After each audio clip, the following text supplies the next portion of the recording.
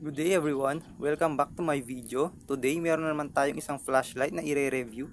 Ito si Trustfire T90R.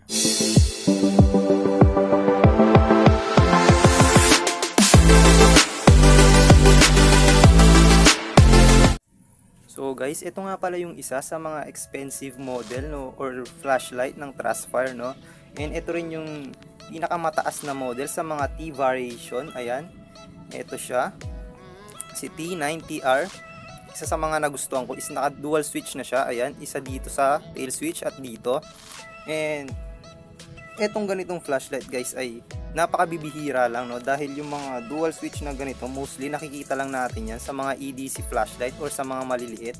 Pero ito kahit nasa malaking model siya, so ginawa nilang dual switch para may safety feature siya na kahit mapindot to ng ilang ulit hindi siya basta-basta mag-on kung hindi natin pipindutin yung main switch niya dito sa tail. And eto siya guys, meron siyang maximum output na 4,000 lumens, no. So iisang LED lang yan. So sa distance naman meron siyang maximum of 1,600 meters, no. So higit 1.5 kilometers siya. And then sa beam intensity naman meron siyang 640,000 CD maximum. Sa waterproof ratings naman, ayan, IP68, so waterproof siya guys. And then maximum runtime is 112 hours and impact resistant 1 meters. So eto, meron din siyang low voltage warning and battery power indicator. And then meron din siyang anti-reverse connection design, intelligent temperature control. And sa battery naman guys, naka-dual 21700 model siya. Ayan, so good na good, no. And then direct charge, so hindi na natin kailangan bunutin yung battery sa flashlight para i-charge kasi meron na siyang charging port automatic dito. At meron siya syempre yung promise na 3 years warranty. Ayan, so once na nagka-problema yung flashlight nyo guys, kumontak lang kayo ng direct sa official store ng Trustfire. So nasa kanila yung record kung kailan nyo binili yung flashlight na ganito. And then sila yung mag-a-arrange sa warranty natin, no, yung 3 years. So ibibigay naman nila kasi promises yan guys. So ayan siya guys, actually sa case niya pa lang halos nakikita mo na yung 90% na information niya. Ayan, eto. At syempre yung 3 years warranty promise niya. At sa likod din, ayan. Ayan guys, dito pa lang nakikita na yung information niya, no. So napakadali lang niyang gamitin.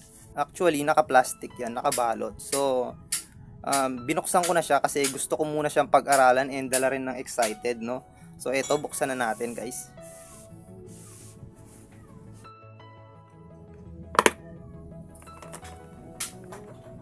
So eto siya, no. Unang-una, syempre yung kanyang user manual, dalawang extra O-ring. So waterproof sealant to. And then yung kanyang, dito muna tayo, charging cable. Ayan, charging cord, type C siya guys. And then meron din siyang eto, isa pang tail switch, no, or remote switch.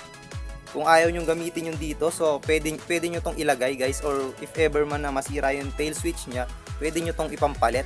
Ayan, remote siya. Ayan guys. So ito yung kanyang lanyard. Ayan, ang kapal niya. And then ito naman guys yung ginagamit kung gusto nyo siyang i-mount sa barrel or sa gun. Ayan, ilalagay ko kung paano. Ganyan yung itsura niya pag nilagay nyo siya sa mga barrel ninyo, no? And ito yung mga gamit na kakailanganin nyo, itong dalawang to. Ayan. And then doon naman tayo sa mismong flashlight. Ito siya guys, si Trustfire T90R. Ayan. So ayan yung build niya, 100% perfect, no. So wala kayong makikitang dents or damage sa pagkakagawa niya kasi napakapulido niya, no, or yung matatalim, ayan, yung pwedeng makasugat. Wala kayong makikita dito. Kasi talagang yung gawa niya is maayos yung pagkakamachining, no. Ayan. And then sa LED, Wait, alisin ko lang to ha. Sa LED naman guys, gumamit sila ngayon ng latest model, yung SBT 90.2. Ayan siya. So ito yung pinakasikat ngayon na LED sa mga thrower flashlight, no? Hindi ko rin expect na gagamit sila ng ganitong model. Ayan. And then at the same time, pwede nyo pa siyang i-mount sa inyong mga barrel. So sa body naman, meron siyang type 3 hard anodized o yung tinatawag na aircraft grade. So buksan natin siya.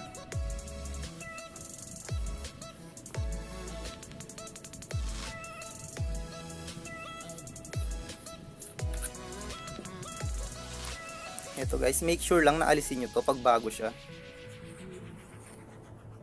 So ito yung kanyang battery pack. Dual 21700 na battery na merong 5000 mAh each. And then naka-series connection siya, kaya meron siyang total of 7.4 volts, no? And then built-in siya ng protection circuit.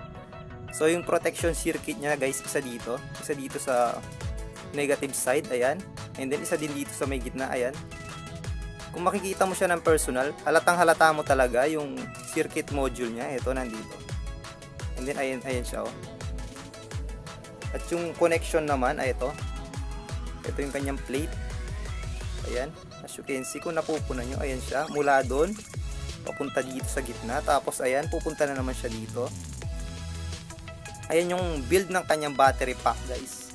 So yung kinagandahan lang na may protection circuit, kung ma-short mo siya, hindi sasabog or masisira yung battery. Kasi ang mangyayari lang doon, masusunog lang yung circuit, hindi yung mismong battery. Delikado kasi pag na-short yung mga ganitong klase ng baterya, and then nasa 80% pa yung charge, so may tendency na sumabog sila guys. Kaya yung Trustfire, nilagyan nila ng protection circuit dito para if ever man na mag-short siya ng aksidente, no? So mangyayari, safety yung battery. So magkakaroon lang ng cut connection dito sa pagitan ng mga circuit niya.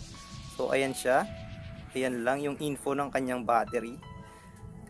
Much better pa rin if ever man na sa sobrang katagalan or maluma na yung battery, no? Yung mabilis na siyang mag-lowbat.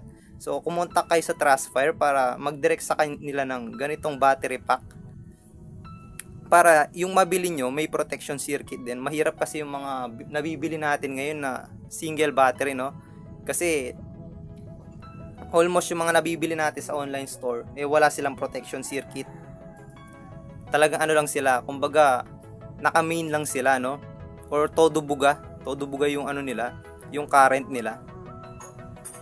So huwag kayong mag-alala kasi yung Trustfire naman, yung official store nila, once na kumontak kayo, napakabilis naman nila mag-response. So yun, no, each battery nga pala meron siyang 5000 mAh. So yung dalawang to, ibig sabihin naka 10,000 siya. Yan, ibalik na natin.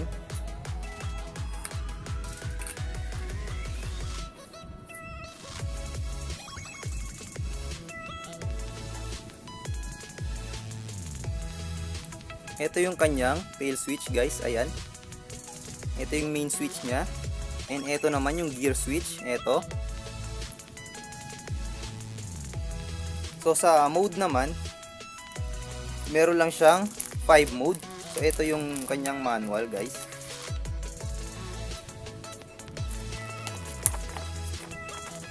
Ito nga pala. So kayo na lang yung mag-explore niyan. Yung ituturo ko lang sa inyo ngayon, yung mga basic na kailangan yung malaman.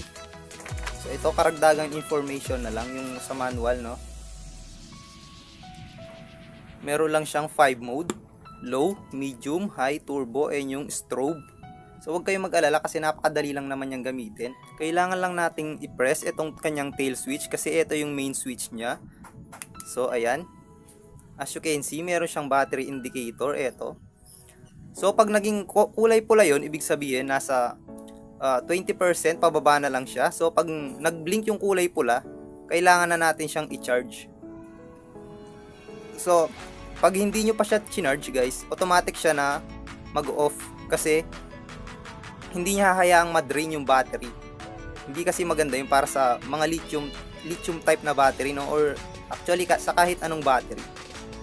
So yun yung kinagandahan ng may battery protection yung flashlight.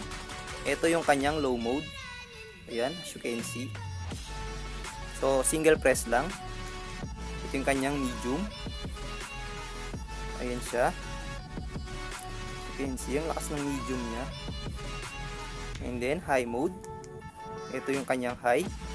Ayan guys. Ayan, nakafocus talaga yung kanyang core. Ayan, kahit ilayo natin, nakafocus lang. Focus na focus yung kanyang core. And then doon naman tayo sa turbo. So ito yung kanyang turbo mode guys, ang init. Grabe, ang lakas. Init. So yun, no? Nga pala, kung ano yung last gear na ginamit natin, so automatic yun na masisave, no, sa kanyang memory once na tinurn off natin siya. So try natin, low, medium, high, turbo, and then i-power off natin siya. Ayan. So next time na gamitin natin, nandun pa rin siya sa kanyang turbo mode. So ayan guys, as you can see, turbo mode. And then i-press lang natin to for 2 seconds para sa strobe. So ayan yung kanyang strobe. Every 2 seconds nagpapalit siya. Ayun. And then press ulit. Balik siya sa low. So ganun lang siya guys, no. Napakadali lang naman niya. So ito siya guys, no. Pwede siyang gamitin sa hiking, sa camping, sa searching, or sa rescue operation, any outdoor scenario, no. Pwera lang sa diving. Good evening everyone. Tonight masusubukan na natin si Trustfire T90R. So patayin ko lang yung ilaw ng camera natin. So ito yung low mode guys. This is the lowest settings. So yan, ayan lang siya. Saktuhan lang. Now proceed tayo sa medium. So ayun guys. This is the medium. This is the medium settings. Ayan siya guys. Ayan yung throw niya. Ayun, ang layo. And then proceed to high. Ayan. Ito guys. Ito na yung kanyang high mode. Shit. Oh, kita nyo yung bahay na yun. Lakas. This is the high mode guys. And now, let's proceed to turbo mode. Yan. Shit. Ang lakas. Oh, grabe. Wow. And guys, oh. Lakas. Shit. Talim mo. Yun. Shit. Ang lakas. Wow. So yun guys. No, lipat lang tayo ng pwesto. Ito siya. Ito yung low. Medium. High. Ito yung kanyang high mode. And then turbo. Yun. Ang lakas talaga. Grabe. Oh wow. Shit. Ang lakas. Wow. Shit, ang lakas. So yun, no. Sa mga gusto ring umorder na itong si Trustfire T90R, so ilalagay ko na lang yung link ng official store dito sa description natin, no, para hindi na kayo mahirapan sa pagbili. So yun lang guys, no. Thank you very much for watching. See you next time and God bless everyone.